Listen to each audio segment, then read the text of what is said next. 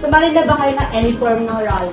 Siyempre kung may freedom of speech, kailangan din natin ng action. Registered na ba kayo? Hindi pa. Hindi pa. So, anong thoughts niyo sa rally? Like, ano ba? Is it good or ano? Like, form of pagre-rebelde? Grabe! Kahit di lang pala binibigay. Ay!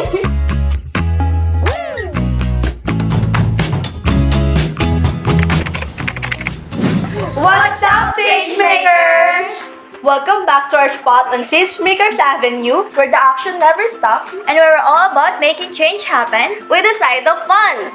Hello, everyone. I'm Kate. I'm Cess. I'm Bea. And I'm Ria. So, how are you guys? Okay lang Kamusta naman. Okay na okay. Okay naman Okay, akads okay nyo? kami. Okay naman akads nyo? Okay lang. Kasi di pa Ito tapos. lang. Magka-college na tayo. Ay, tapos na kayo sa OJT. Tapos Ha? na kayo. Ha? Tapos na. Oh. Tapos na ako sa Thursday. Same. Ay, Okay. one time pala nung pauwi ako. Kasi yun, naka-earphones ako. Tapos medyo traffic kasi siya.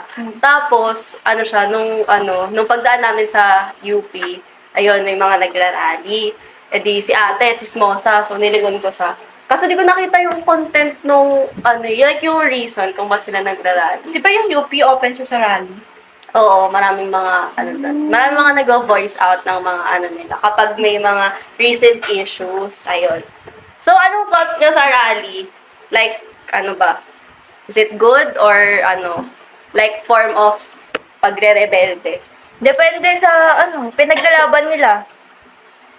Depende sa pinaglalaban nila kasi minsan yung iba hindi tama, minsan para lang sa grade nila minsan, di ba? Kaya sila sumasama. Nakikisali lang. Like sa ibang mga school. Yung iba, mga mga iba, cloud chaser lang naman. Pero actually yung rally okay siya eh. Kasi isa yun sa part ng rights natin na freedom of speech. Like parang kailangan natin sabihin sa kanila, sabihin sa lahat ng tao kung ano yung gusto natin sabihin. Like, ay yung civil rights natin. Ayun, part siya ng civil rights.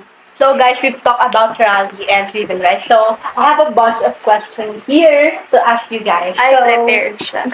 Una, sumali na ba kayo ng any form ng rally? Or if ever magkakaroon kayo ng opportunities, sasali ba kayo sa mga rally? Ako, to be honest, hindi pa. Same. Hindi Same, pa ako hindi pa nakaka-attend. Nakakita pero hindi pa nakakasali. Ako din, nakakita lang din ako. Yung ngayon, sa peace out. Oo, madami. Ayun, Madami mga yung sa nagrarally mga- ngayon kasi maraming mga pinaglalaban yung mga. Pero magkano ba kayo, if ever, mag-join ba kayo? Interested ako. Actually, na-open ko siya sa mama ko. Kasi parang, si mama kasi parang, ayaw niyang sumasali sa mga ganun. Kasi baka nga raw, kasi di ba kapag nagrarally, usually may mga police yan na involved. Pero ako, parang naisip ko siya eh. Pero okay lang naman ako sumali sa mga ganun. As long as hindi, hindi siya super Delikado. matao tsaka delikado. Ayun. Ikaw, Tiff, sasali ka? Kung may opportunity, oo, pero dapat maganda yung pinaglalaban nila. Kasi ang hirap naman sumali pag alam mo nasa maling kang side. Diba? O kaya kapag dapat pagsasali ng rally, dapat talaga Ready. Alam mo yung topic. Oo, yun. May alam sa Hindi yung sasali ka lang ng Kasi True. gusto mo lang video-video. Ako din gusto kasi sumali sa mga ganyan. Since halos lahat ngayon parang yung mga pinagrarally nila talaga. Like parang ang unfair nung Trato sa nangyayari kanila sa kanila. nung So parang ang sarap mag-join para lang ipaglaban din sila. Since tao din naman sila, kababayan din natin. So why not help them to voice out?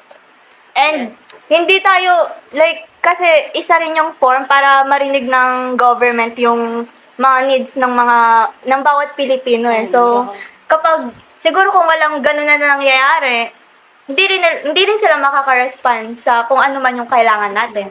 Sa bagay. So ito another question. Ano yung advice mo sa mga nagrarally? Sa mga Advice? nagrarally, mga ganun, anong ma-advise mo sa kanila? Hindi ko alam kasi hindi pa ako nag-join sa mga rally, so wala pa akong masyadong idea. Pero as long as, as tama naman yung pinaglalaban nila, tsaka marami naman kasing matutulungan talaga yung pag-rally. I mean, yung ginagawa nila, maraming benefit sa mga Pilipino. Kaya, ayun, pagpatuloy lang nila. At sana maka-join, kasi mas magandang din talaga siya. Sa Tulong kanila, kanila. naman, advice ko sa kanila. Kung gusto na lang ipaglaban, dapat alamin nila yung pinaglalaban nila. As in, alamin nila kung tama ba yung pinaglalaban nila, kung ano ba talaga yung pinaglalaban, about saan. Kasi if ever, di naman nila alam yun, tapos kung ano-ano sinasabi nila. Sila pa yung maaaring magkaroon ng aksidente or if ever na mangyaring masama. Kasi baka mamaya puro sila salita, mali-mali na pala yung sinasalita nila. Sinasabi silang mali, Oo, tapos pwede pa silang ma-cancel yan. Katulad na ngayon, uso Ang yung mga uso, cancel. uso maging Kaya hirap talaga magsalita cancellation. pag hindi mo alam yung ano. Tsaka yung pag-voice out, di lang naman natin siya di lang naman natin siya ma-express through rally. Ayan, pwede pa rin naman tayong maging involved online, ayan, sa pag-share. So, maraming makakatulong yan since ang lawak ng audience ng social media. So, maganda rin na gamitin natin yung mga platform natin para i-express natin yung gusto nating ipaglaban. So, civil rights. Isa doon yung mga about right to vote natin. So, registered na ba kayo? Hindi pa. Hindi pa. Pero magpaparegister. Registered Siyempre, ako pero kailangan sa Kailangan SK lang. SK? SK. Ayaw pa maparegister sa ano? 17 pa lang ako eh. Ay, 7. Siyempre, kung may freedom of speech, kailangan din natin ng action para naman talagang may action pa. May pinaglalaban. Tama naman. Kung gusto mong iboto yung isang magaling, hindi iboto. Pero, if ever man ako, magre-register ako. Tapos, mga vote, diba? Uso pa naman yung vote buying. Lalo na nung last election. Ang lala niyan. Grabing vote buying yan. Hindi ako magpapa-affect. Kahit bigyan niyo pa ako ng 1,000,000. Hindi. OA siya. Grabe! 5K lang pala binibigay. Ay! Wala pa, hindi pa maano. Ay! Okay lang ba? Pero syempre, huwag tayo mag-engage sa ganong activity kasi nonsense lang din.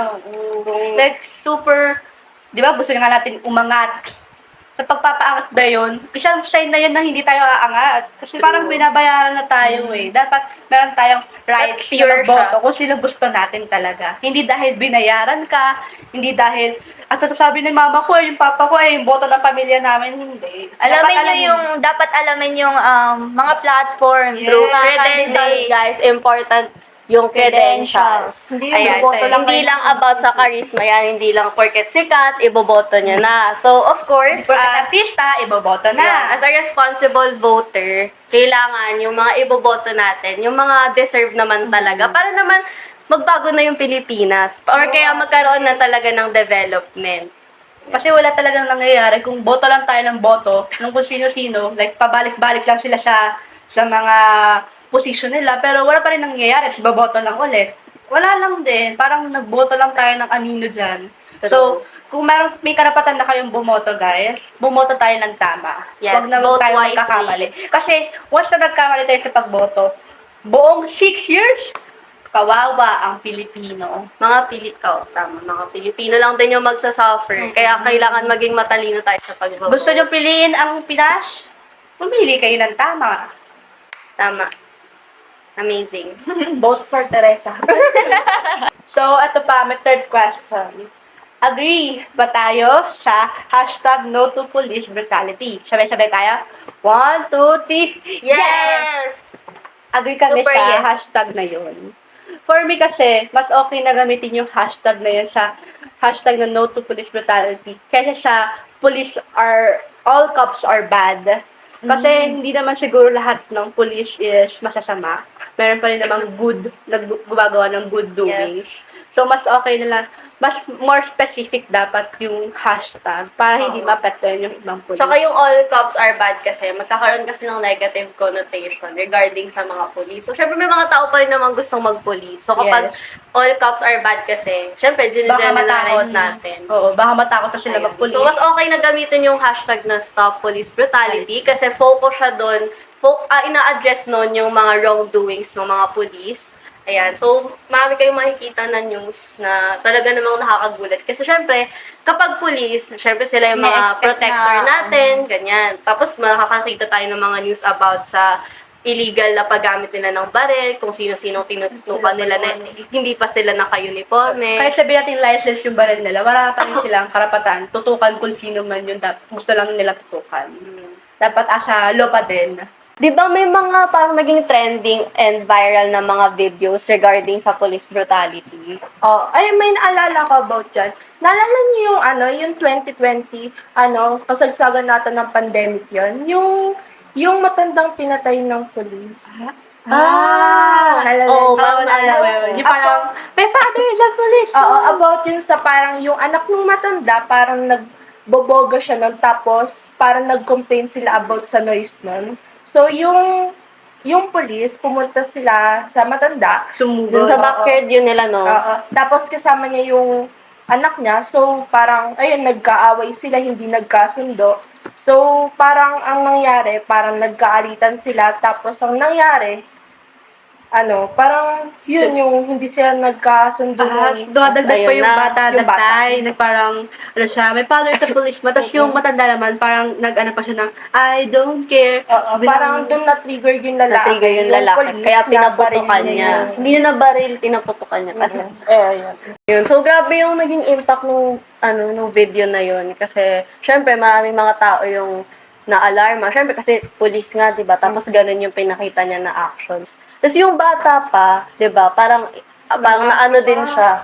Parang naging trending din siya sa mga tao. Kasi, bakit parang, di ba, sinasabi nila kung ano yung nakikita ng bata, pwedeng magawa din nila in the future. Kaya, dapat yung police officer na yun, dapat naging responsible siya in discipline as a police officer. Kasi As a syempre, father andun too. yung, andun yung bata. As a father, like As a parang, family. syempre di mo naman papakita sa anak mo na ganun ka. Unless, alam talaga ng anak mo, ganun ugali mo. Kaya parang, sanay na siguro yung anak. Ikaw, Ses, meron ka ba?